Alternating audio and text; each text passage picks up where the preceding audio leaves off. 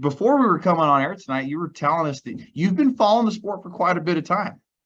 Absolutely, yes. As I was just to talk with you guys about 1991 was when I got into the sport.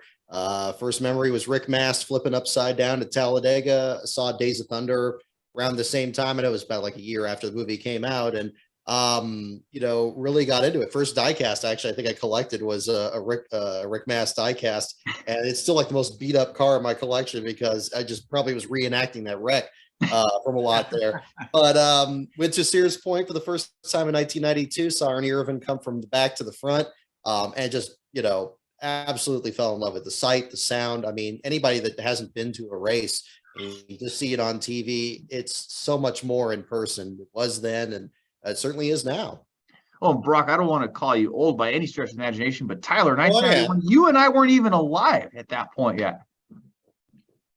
Well, yeah, no, 91. I was 8 years old. That was me back then. So I was born 96. So yeah, I'm born 94. So yeah. Man, y'all missed a lot of good stuff, man. I'm saying y'all wasn't born yet because man, y'all missed a lot of cool stuff in our sport.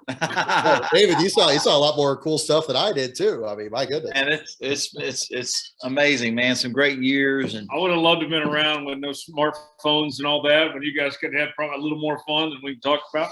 speaking of, yeah, absolutely, speaking of Ernie Irvan and Rick Mast, man, those guys were awesome race car drivers, man. I was a big Rick Mast fan, and Ernie Irvan, and man, on and on and on. But man, back in the 80s and 90s, man, NASCAR racing was just over the top. It was wonderful, and still is, even just as good or better today.